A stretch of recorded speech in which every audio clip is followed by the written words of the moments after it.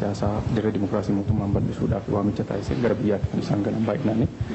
Paartileen siyaasaa kun immoo dorgommiin taasifamaa jiru kun injifannoo tokko tokko fudhachuu waan akkasii fakkaata. Haalli jiru maal kana irratti maal laata? Egaa bara dheeraa qabsaa'aa turreerra. Bara dheeraa akka sabaatti gurmoofnee moonee hin beennu. Moonee hin beennu ilaalcha sammuu moo'ichaas hin qabnu. Maaliif moo dadhabnee hoo jedhame wal qoodudha.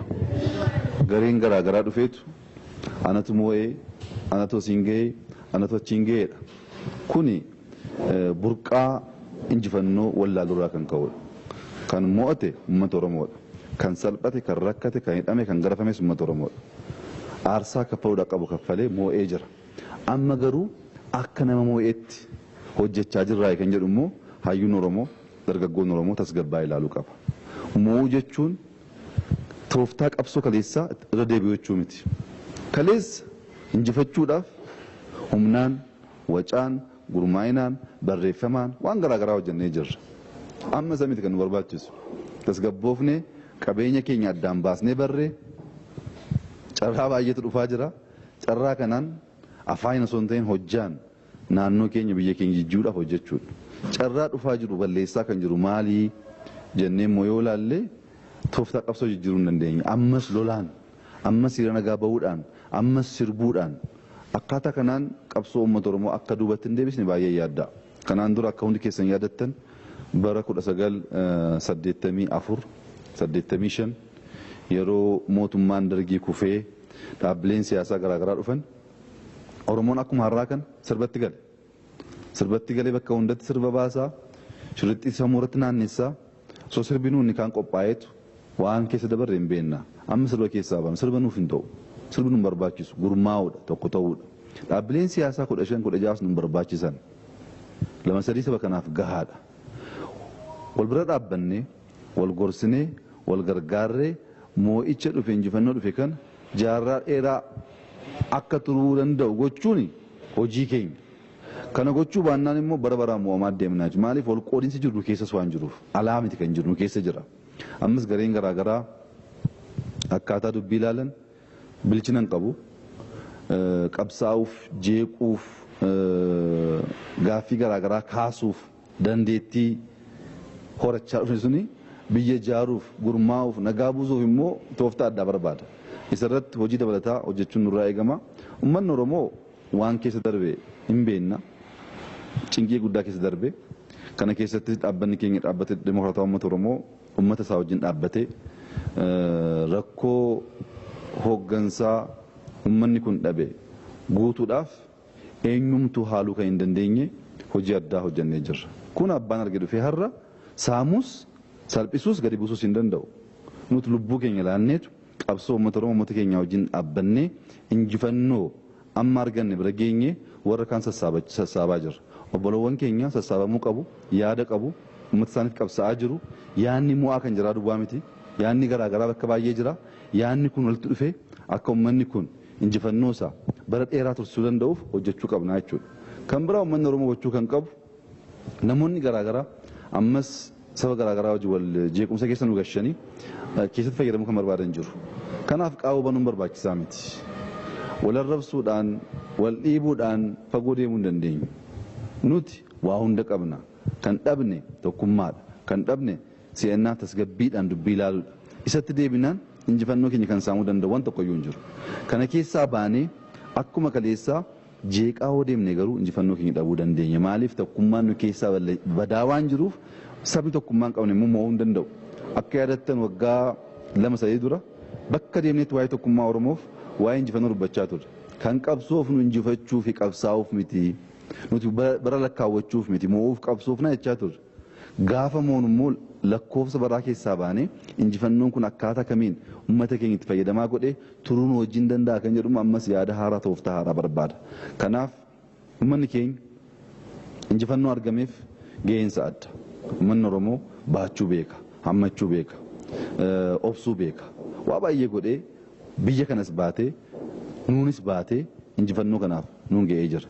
Ammas kan uummata keenya irraa eegamu maayinni injifannoo arganne kana carraa argannee seennaaf tasgabbiidhaan hojjechuu dandeenyeennan shakkii tokko malee fedhii faayidaa uummata Oromoo guutuu hin dandeenye. Akkaataa sanaanis deemaa jirra.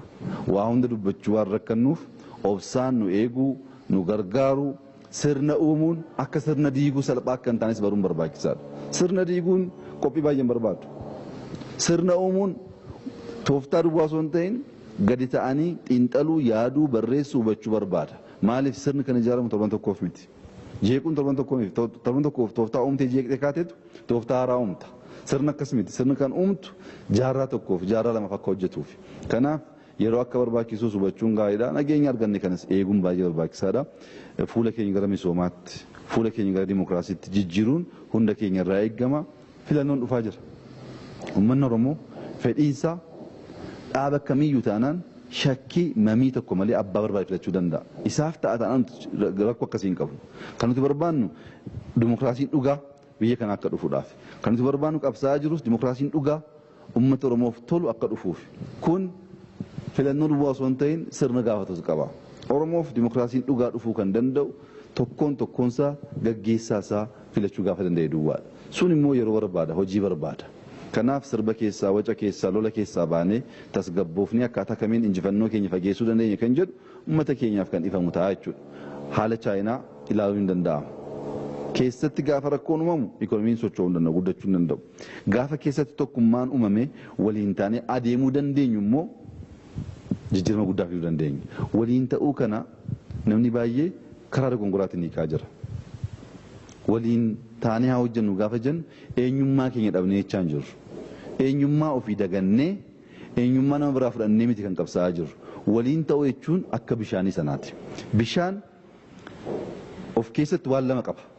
Haayidiroojinii fi oksijiinii qaba. Haayidiroojiin kan jedhamu kun qofaatti nadaajiidha. Oksijiin kan jedhamu immoo hojiinsaa ibidda boba'e babal'isuudha, qabsiisuudha hojiin oksijiinii. Oksijiiniin qofaasaatti kan ibidda qabsiisee babal'isu. Haayidiroojiniin qofaasaa nadaajii kan ta'e gaafa walitti dhufan bishaan ta'anii ibidda balleessu.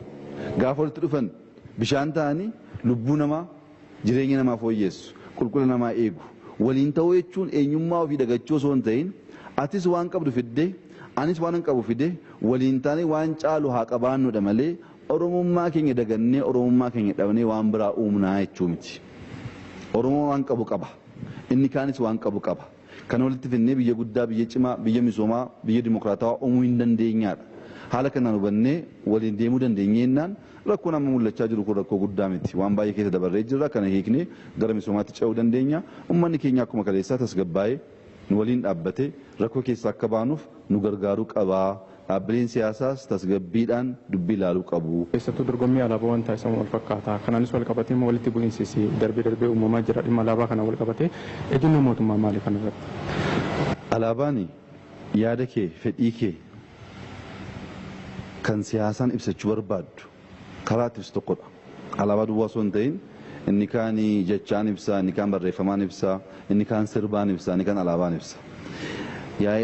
Dubbiin alaabaa yeroo fudhannee akkuma ilaalcha keenya sana uummatatti ibsinee bara isaatti yeroo isaatti uummanni murteeffachuu danda'a.